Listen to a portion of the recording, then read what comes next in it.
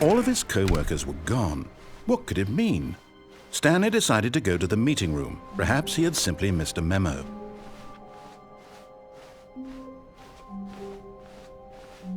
When Stanley came to a set of 2 open doors, this was not the correct way to the meeting room, and Stanley knew it perfectly well. Perhaps he wanted to stop by the employee lounge first, just to admire it. The lounge was sublime, a work of art. But eager to get back to business, Stanley took the first open door on his left. Stanley was so bad at following directions, it's incredible he wasn't fired years ago. Look, Stanley, I think perhaps we've gotten off on the wrong foot here. I'm not your enemy, really, I'm not. I realize that investing your trust in someone else can be difficult, but the fact is that the story has been about nothing but you all this time. There's someone you've been neglecting, Stanley. Someone you've forgotten about. Please, stop trying to make every decision by yourself. Now, I'm not asking for me, I'm asking for her.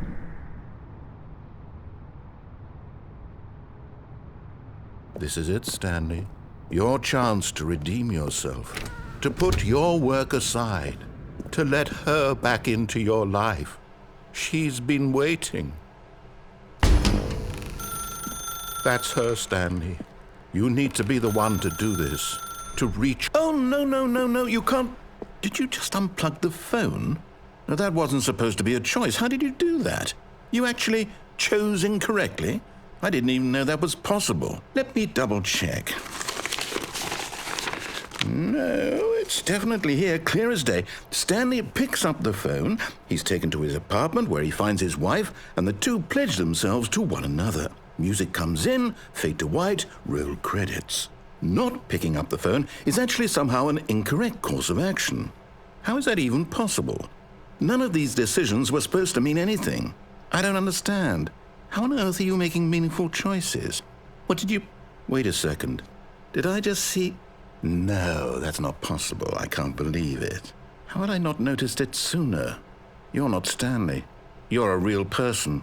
I can't believe I was so mistaken. This is why you've been able to make correct and incorrect choices. And to think I've been letting you run around in this game for so long. If you'd made any more wrong choices, you might have negated it entirely. It's as though you completely ignored even the most basic safety protocol for real-world decision-making. Or did you not grasp the severity of the situation? Well, I won't have that kind of risk on my watch. I'm going to stop the game for a moment so we can educate you properly on safe decision-making in the real world. Please observe this helpful instructional video. Choice. It's the best part of being a real person, but if used incorrectly can also be the most dangerous. For example, in this scenario, a hypothetical real person named Rupert has a choice. He could invent a machine that eliminates food shortages across the world to make life better for all people. Or he could spend years of hard work forgetting how to read. Which choice would you make? Remember that unlike here, the real world makes sense, and at no time should you make a choice that does not conform to rational logic. If you find yourself speaking with a person who does not make sense, in all likelihood, that person is not real. Allow the person to finish their thought, then provide an excuse why you cannot continue talking. Turn to a partner and practice saying, "My goodness, is it 4:30? I'm supposed to be having a back, sack, and crack." Excellent. Making choices on a regular basis is the best part to a healthy decision-making process. Most medical professionals recommend making at least 8 choices per day. Do you make more than 8? Less?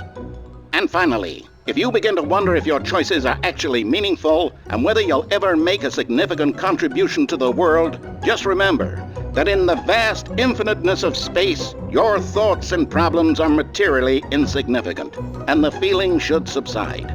At this time, your instructor will guide you in an exercise to test and reinforce the material covered in this video. Welcome back. You may have noticed that this room has begun to deteriorate as a result of narrative contradiction. But not to worry. Now that you're properly informed on good decision-making, we're going to revisit a choice you made just a few minutes ago and see what the correct thing to do would have been. This way, please.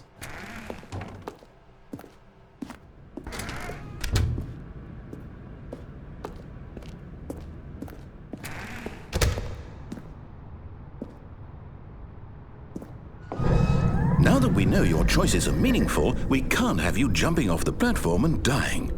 Imagine the main character dying senselessly halfway through the story. That story would make no sense at all. We just need to get you home as soon as possible before the narrative contradiction gets any worse. Unfortunately, it seems this place is not well equipped to deal with reality.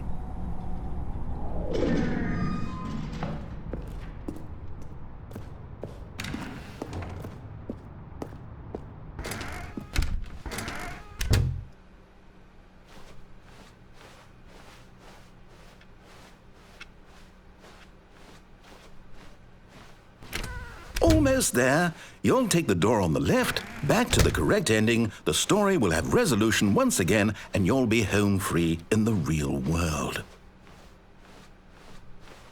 Now remember, all you need to do is behave exactly as Stanley would. That means choosing responsibly and always putting the story first. I'm quite sure you'll be up to the task. Just follow my lead and you'll be fine. All right. When Stanley came to a set of 2 open doors, he entered the door on his left.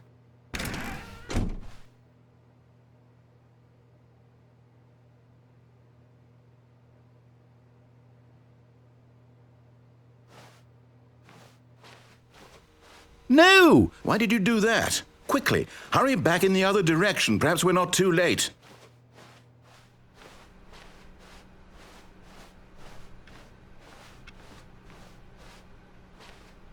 Oh, it's ruined. I can't believe, after everything we talked about, that my story, you've destroyed my work. Why? For what?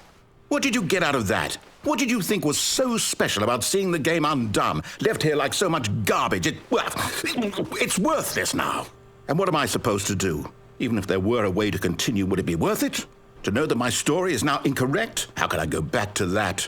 I can't erase that knowledge. I'll have to live with it forever, reliving its impossibility forever. I couldn't live that way.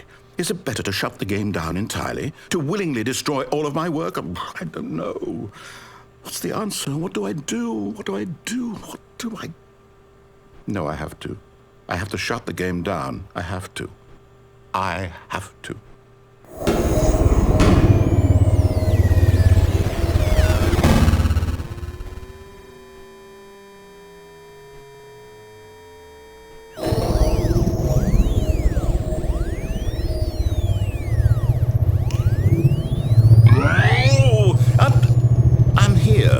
I'm still here in this pile of rubbish, with you who thought you were so clever.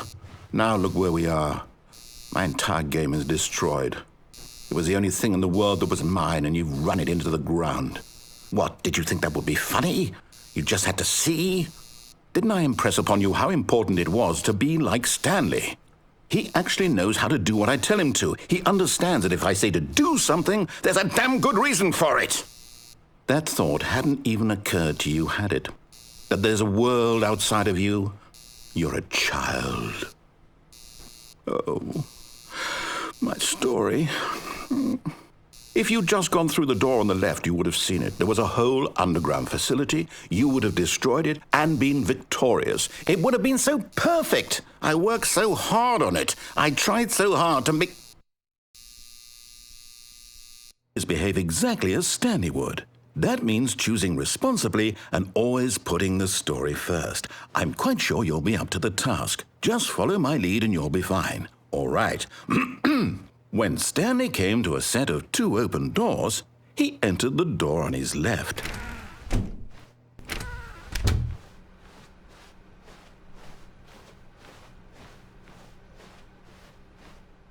Yet there was not a single person here either. Feeling a wave of disbelief, Stanley decided to go up to his boss's office, hoping he might find an answer there. Coming to a staircase, Stanley walked upstairs to his boss's office.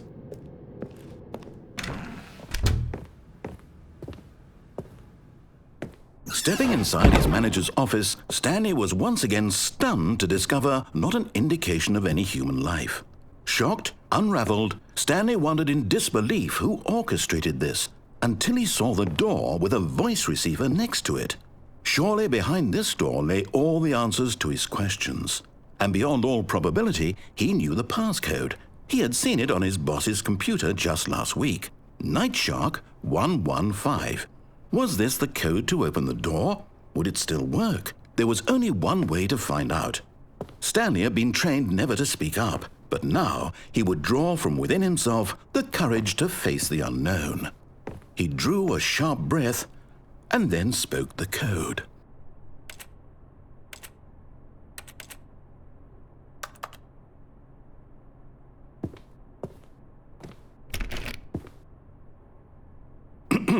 Stanley spoke the code. Nightshark 115. He spoke it into the receiver, right there on the wall.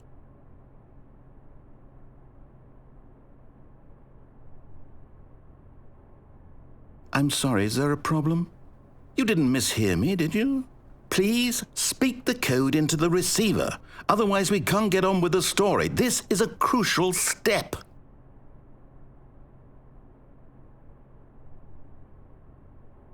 Okay, fine, you're not going to do it, but you know what? It's pretty humiliating to bring you this far, only for you to suddenly decide you have better things to do. I asked you for this one single thing, for your respect. The kind of respect Stanley shows for his choices. He knows what it means to take a story seriously.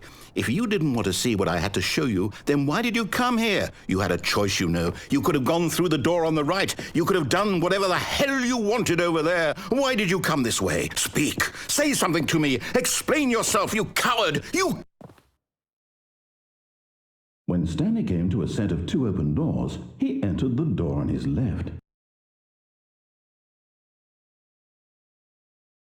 Stanley? Hello? Are you... Is everything okay? Stanley, please. I need you to make a choice. I need you to walk through the door. Are you listening to me? Can you hear me? Is everything all right? Stanley, this is important. The story needs you. It needs you to make a decision. It cannot exist without you. Do you understand me? Whatever choice you make is just fine. They're both correct. You cannot be wrong here. We can work together. I'll accept whatever you do. I simply need you to take that step forward, please. Choose. Do something. Anything. This is more important than you can ever know. I need this. The story needs it. So, you hear me? Are you there? Are you listening to this? Stanley, are you there? Okay. It's okay, I can wait. You need time to decide. Time to make sure your choice is correct. That is the best choice. That's all right. I'll wait for you to decide what's the right thing to do. Take as much time as you need.